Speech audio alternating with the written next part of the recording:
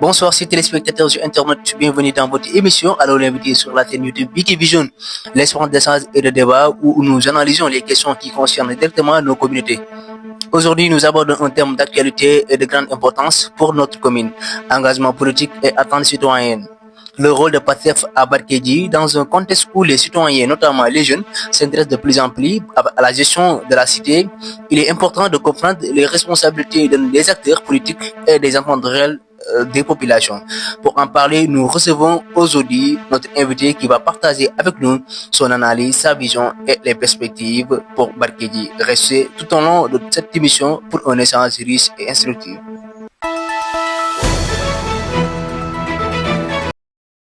Grand ba ñu ngi lay nuyu bu baax di la ziar. delloo ziar. alors ñu ngi lay dalal ci suñu plateau muy Allo l'invité émission bi nga xam ne bi ñu ngi koy jaglal waa Barkedji ak li ko wër ñu fas yéene waxtaan li nga xam ni lépp lu jëm ci développement politique ak yu mel alors tey ñu dalal avant ñuy commencer dañ lay bàyyi nga présenté wu. asalaamaaleykum Amadou. di nuyu di la sant d'abord di la remercier par rapport ak émission bi nga créé. Je crois que c'est une bonne chose de le faire. Day tax nit ñi mën a exprimer wu mën a indi seen idées yi pour surtout li nga xam ne dina jëm ak Barkedji ci kanam. Donc loolu je tenais à te remercier di la encourager aussi di la ñaanal aussi yàlla mu law bu barkeel boobu lépp li ngi si bëgg yàlla may ko bismillah. Amiin amiin. Voilà man maa ngi tudd Abba Aïdara di dëkk Barkedji màggee Barkedji aussi di jànge foofu élémentaire ensuite dem Linguère jànge foofu lycée ensuite dem université jànge foofu ba am master am 2 en chimie et biochimie des produits naturels. Instant bi maa ngi liggéey Dakar di jàngale SVT lycée Tawane Peulh et aussi coordonnateur PASTEF de Barkedji. Donc en grosso modo je crois que c'est ça la présentation résumée quoi. D'accord, merci beaucoup grand Abba Aïdara. Aujourd'hui nous allons parler d'un thème essentiel qui est l'engagement politique et attente citoyen, le rôle PASTEF à Barkedji. Avant ñuy dugg ci question yi dañu bëgg tuuti rek nga waxal ñu li nga xam ne mooy suñu thème bi. Bon, d'abord, c'est un thème intéressant, très révélateur. Engagement politique et attente citoyenne. Je crois que la participation de PASTEF. Donc, engagement politique, ku ne moo ko war a def. Engagement politique ku ne moo ko war a def parce que politique moom mooy tax dëkk développé wu. lépp li nga xam ne lu ñëw si dëkk politique moo koy indi wax ma nag politicien mais vrai politique.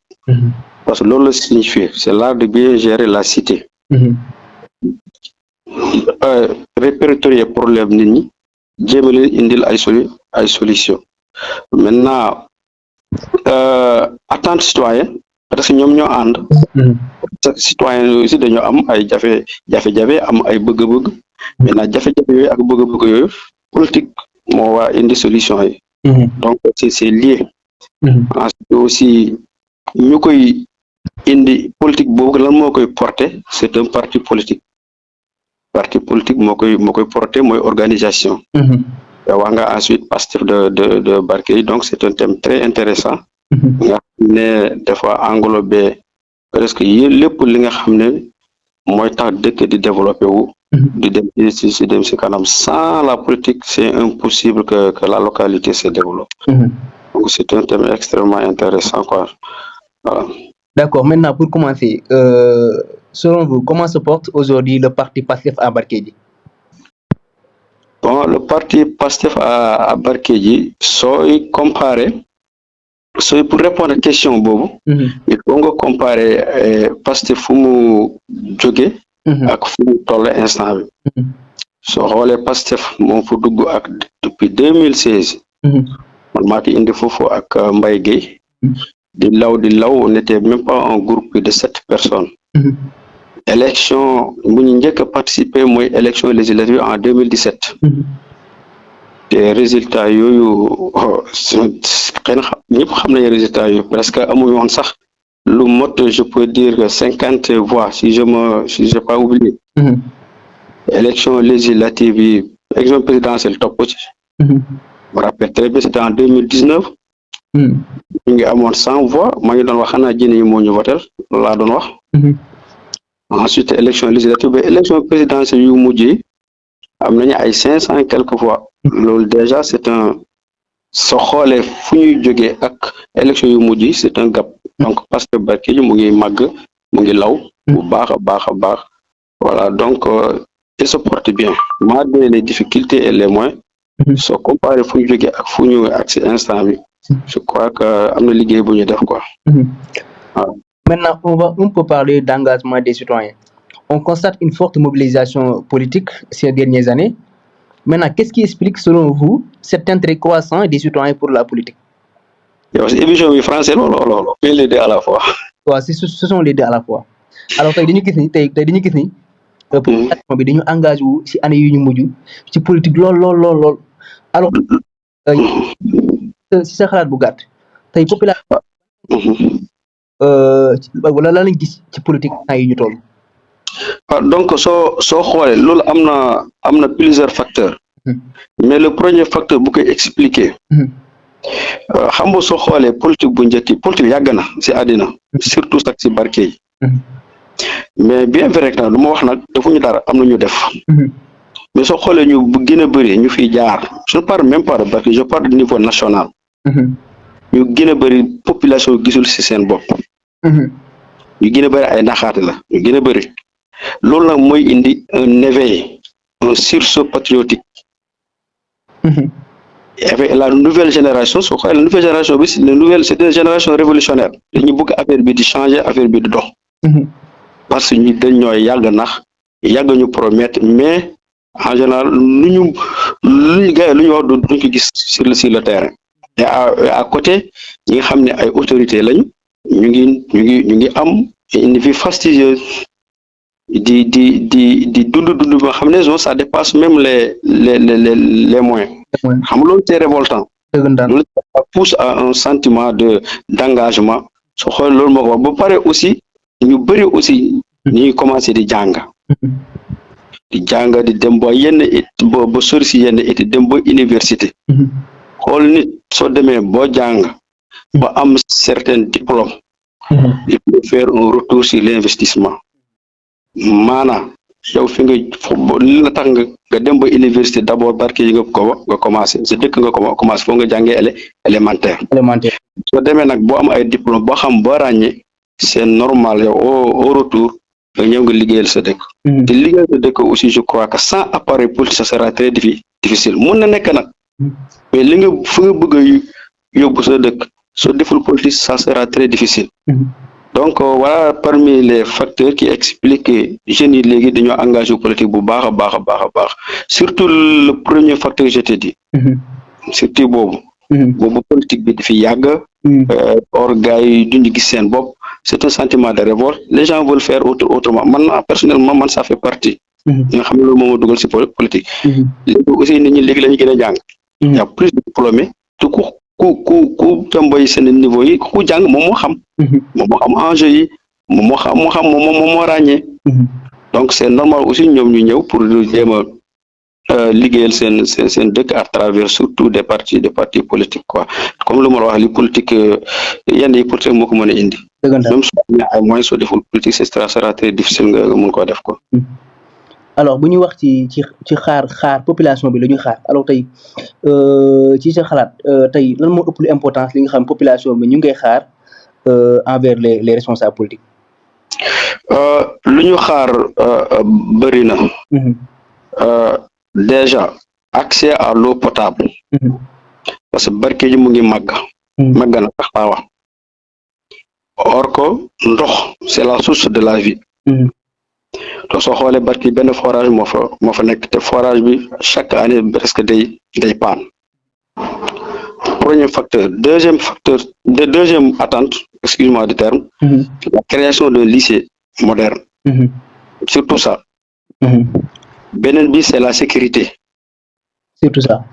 La gendarmerie on l'avait déjà c'était depuis 2016 je crois. Mais bon c'était arrêté on n'a pas poursuivi la construction. Beneen bi aussi l'accès au moins chez les femmes et chez les jeunes aussi, l'accès à l'emploi, à des activités qui vont créer des emplois pour les jeunes, mais aussi pour les femmes. Au niveau sanitaire aussi, la création de centres de santé. Donc, voilà les attentes phares que la population attend aux hommes politiques, par extension des notables de la localité. Donc, monsieur Abaïdara, ça oublie aussi l'élevage aussi. Voilà, si on est dans une zone d'élevage, pourquoi pas ne pas créer des usines qui vont transformer les produits venant de ces animaux-là, comme le lait,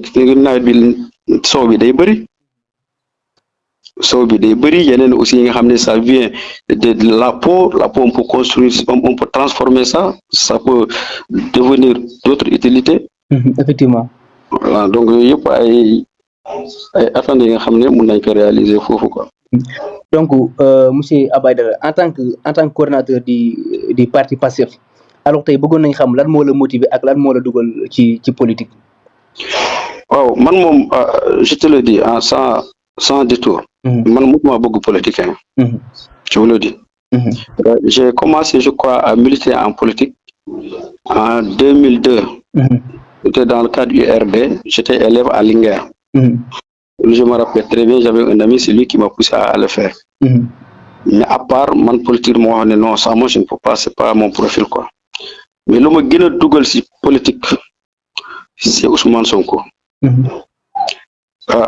Parce que man dama calculer woon, dama imaginer woon ban leader moo mën a développer Sénégal. J'avais émis des critères, j'avais mes propres critères, hein, ku ne ak ces critères, n'est-ce pas? Dëgg. Mais tant que man gisuma leader boobu man duma engagé politique. Loolu la mos a jàpp. waaw Ousmane Sonko nag bu mu fële laa ko seetaan. gis critère yi mu doon wut mu ngi si moom. wallahi si laa di ñëw Kër Massar laa nekk ni j'ai acheté la carte membre sans hésiter. Sonko bu mu doon ñëw fii en Kër Massar. pour la deuxième fois wala pour la première fois. Le groupe ñu ki indi si la bokk je faisais partie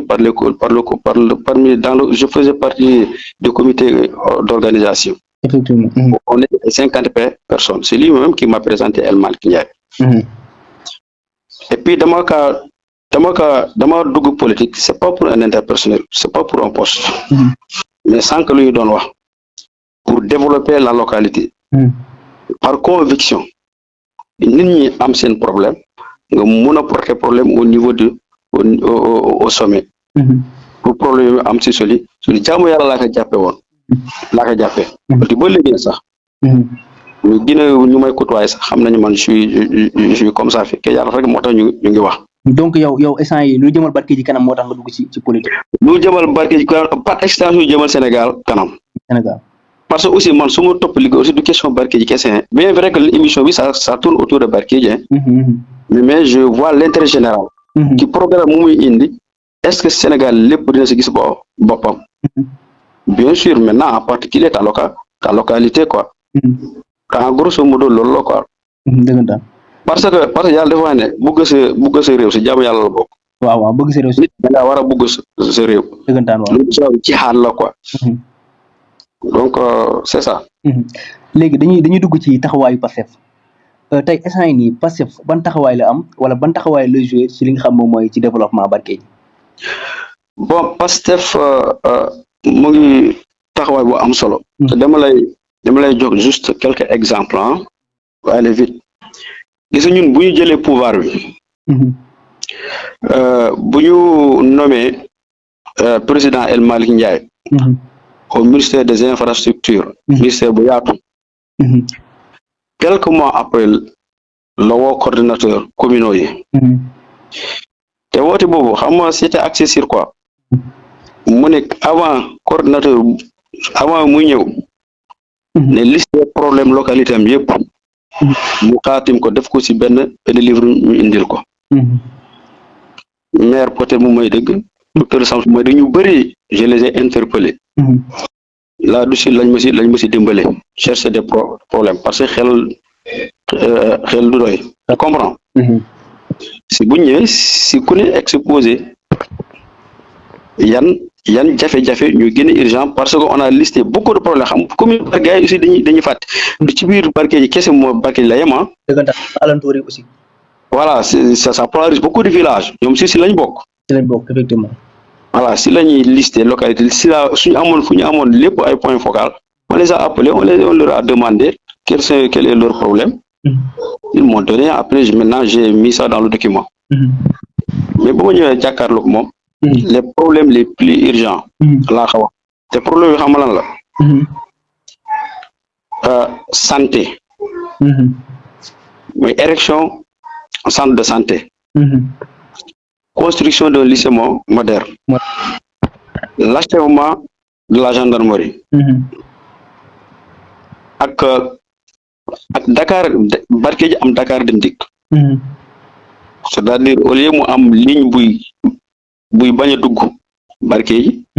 du romb di dem Matam au moins Bargué ji am terminus. Si les autres villages aussi mooy Jagali mu am forage ak électricité surtout électricité. Maintenant ak l'électrification maintenant dans les villages environnants. Voilà les réalisations urgentes que j'avais demandé au ministre de Dembélé Bargué ji. Soo xoolee aussi il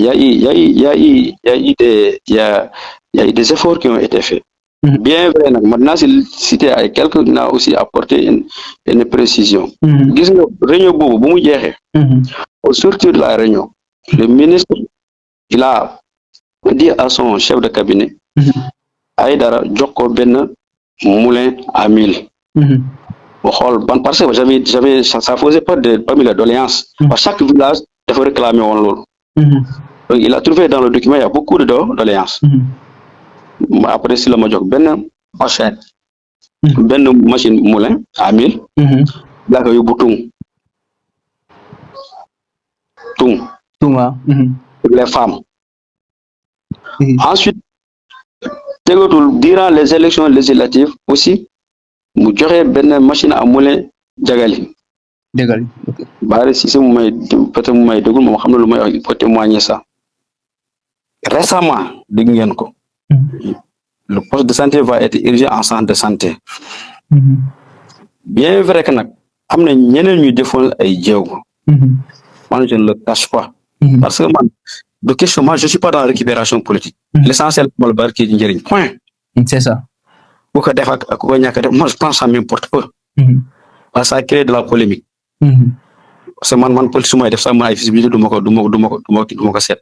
Génn ma dem ay campagne def mais c'est très rare may photo may ko war nga xam sax. Voilà quelqu'un qui aime la visibilité. Bargué on a posé on a identifié déjà le site pare ba gars yi wàcc ça bien vrai mënoo wax am bien vrai am nañu si jëf ay jéego mais il faut reconnaître c'est dans le régime de Pastef qu'on va réaliser ça vrai ou faux. Donc ça c'est à l'actif de Pastef. te loolu aussi c'est pas ñoom kese ñoo ko defoon nous on a joué de rôle sànq wax naa la ko. bu ñu rencontrer les ministres loolu laa ko njëkk a wax. Beneen bi aussi il y a un deuxième forage à être conçu n'est-ce pas. loolu aussi même fekkee am na ñeneen ñuy def jéego yi mais c'est à l'actif de Pastef faut reconnaître. Beneen aussi buy cas de santé Sammali ça va être urgent en poste de santé. Ouais loolu aussi c'est à l'actif de Pastef te Pastef ñam ñoo ko toogal ba Bargué muy ñun. Beneen bu aussi l'électrification de certains villages j'ai oublié man juste après on m'a demandé de donner 5 villages à électrifier. J'ai donné. Récemment bu baax am na benn centrale bu ñu fa créé. Donc yeneen aussi il y a eu des financements qui ont été octroyés aux femmes. Je parle sous le contrôle de Ramata Ndaw récemment loolu yàggul dara. Yeneen les femmes on les a formées pour transformer certains produits ay savon defar ay savon. Il y a eu une journée de formation là-bas. Et nous c'est récemment le ministre de l'élevage il est venu là-bas. Il a parlé de financement pour la bergerie. Donc en moins de 2 ans je crois que on est en train de faire des efforts pour un parti qui vient d'être au pouvoir. Et amna yeneen yi nga xam ne des na. yeneen projet ça va être réalisé. Vallée fossile bi inchallah ça fait partie du projet de PASTEF. Il faut ñu soqali ko suñ ko soqali ko problème yu bëri nañ ko régler gis nga loolu suñ ko régler on va régler la moitié de problème de Barké pour ne pas dire de Jolof. Parce que mbay mi dina yomb pour nga wëgg ay animaux dina yomb donc dina faciliter lu bëri on peut même pêcher on fait des cultures maraîchères donc nga bàyyi bon nawet di ko def. Donc, il y a des projets très ambitieux. Je ne parle même pas de Barkédji, mais partout dans le pays, Inch'Allah. Voilà, grosso modo, voilà quelques exemples que nous pouvons citer, quoi. Yo, Inch'Allah, dina ci ñëwaat ci projet yi nga xam ne dañ koy antu ci année yi di ñëw. Alors, tey bëggoon nañu xam ni monsieur Abou Aidara tey yan action wala yan initiative ngeen nekk di mener wala yan ngeen bëgg mener pour tontu li nga xam ne moom mooy bëgg-bëgg population bi. Yan initiative. Ouais. J'ai déjà cité quelques réalisations maintenant dans l'avenir parce que lolu c'était presque acté hein c'est par rapport benn ligne Dakar bu jógee Barkédji dem Dakar mais en passant par Louga parce que Touba en a déjà. Lolo, avant que le ministre quitté soit président de l'Assemblée nationale, parce que c'était déjà formalisé. Normalement, dans les jours à vous, dans le mois, dans l'avenir proche, normalement, ça doit être concrétisé. Là, il m'avait personnellement, dit ça. Voilà. Il y a aussi, je parlais de la bergerie, ça c'est un projet. Le ministre a déjà venu, il a fait le constat. Donc, Lolo aussi, dans l'avenir, ça va être effectif. La gendarmerie aussi. Moi, j'ai interpellé ça plusieurs fois à la députée parce que moi, je représentais M. Nabou Sissé. Elle va plaider ça et je crois qu'elle l'a fait. Je crois bien. Donc, c'est une, la position va être reprise. Parce que l'arrondissement, il y a un chef d'arrondissement, c'est un qui boss Barkédji direct, moi qui modeste. D'accord. Voilà. Léegi bëggoon nañu xam tamit xam nga ni ku wax Barkédji wax jeune te Barkédji tamit yaakaar naa bari na ay jeunes tey seen parti tey nag ngeen di encourager jeunes yi ñu dugg ci politique de manière responsable. J'ai pas entendu. ma ne tey ku xam Barkédji. Barkédji bari na ay jeunes. Donc bëggoon nañu xam seen votre parti nan la ñu encourager jeunesse bi à ce que ñu engagé wu de manière responsable en politique. Lu leen di engagé. Comment on fait pour les engager, pour les motiver à s'engager quoi, effectivement, voilà. De manière responsable en politique. De manière responsable. En matière de responsabilité, moi, je vois que c'est personnel. Premièrement. Maintenant, les gars, il peut y avoir des stimulateurs, des stimuler pour nga am courage lolu amna mais man luma gëm un jeune qui est soucieux de l'avenir de sa localité mënul xaar sax ñu lay stimuler tu dois t'engager politiquement même fekkee ñi fi nek defuñu lu ñu wara def il faut pas dire ñepp yam il faut essayer de s'engager et de les remplacer apporter l'élève c'est nouveau. Maintenant, exclusivement dans l'intérêt de la localité, nous avons un intérêt personnel. Effectivement. Maintenant, pour les stimuler, il y a récemment, on m'a demandé une liste, pas révélée, de 150 personnes. Les jeunes ont une part dans ça. Donc, si la liste là qui va être déposée, beaucoup de jeunes seront impliqués là-dessus. Parfois aussi, moi, on me contacte pour des emplois des jeunes. Je contacte des jeunes que je connais pour donner leur nom, pour donner leur filiation, pour qu'ils soient, pour qu'ils d'abord, pour qu'ils compétissent, quoi. C'est pas faire comme le népotisme. Il s'est gardé de case. Effectivement. Mais, gis naa fi ma gisee am wala su ma saisir da nga am opportunité mu ngi nii. Saisir ko si tu as rempli le profil. am na ku may seetaan mun na mu déglu ko mun na témoigner lu may wax récemment rek il m'a envoyé mu nga envoyé ma ne après non lu sax moom keneen moo ma envoyé bu ma ko envoyé après ma gis ma ne bu mu xoolee ma xam ne c'est encore pas son profil. Il s'est abstenu. Maintenant loolu fekkee yaa ngi def jéego yooyu. ba pare muy am ñu ci gis seen bopp ñeneen su ñëwee dinañ am courage pour dugg si politique mais comme je l'ai dit affaire politique moom surtout dans ta localité kenn waru la stimuler. kenn waru si njëkk quoi parce que obligation la à la limite. Et que ça soit surtout dans l'intérêt exclusif de la localité bañ a nekk intérêt personnel. Voilà. yaakaar naa monsieur Aidara question bi mu lay bëgg poser dama la ko bëgg poser en français comme ça parce que c'est une question de collectif. C'est bon. Question de collectif. De collectif, ouais, d'accord. Ok. Que peut-on retenir aujourd'hui de l'engagement du parti PASTEF pour répondre aux attentes des citoyens de Barkédji? Qu'est-ce qu'on peut retenir? Moi, je l'ai dit. Qu'est-ce qu'on peut retenir? C'est par rapport aux réalisations qui ont été déjà effectuées dans le régime. Et je l'ai cité. Donc, on peut compter sur ce régime-là. Par extension, je m'excuse, j'avais reçu un appel là. Donc, on peut compter sur ça, sur les réalisations. Les réalisations, ça motive que les gens y adhèrent. Il y a beaucoup de choses qu'on avait voulu faire pour Barkédji, mais ça n'avait pas abouti. Mais nous reconnaître, cela a été dans le régime de PASTEF et sous peu de temps. Donc, l'OLU, c'est encourageant. L'OLU, jeune, beaucoup guissé, normalement, il doit être convaincu. L'ennemi aussi, il y a des projets qui sont en cours, moi je ne peux pas les révéler. Ça se concerne pour chaque localité.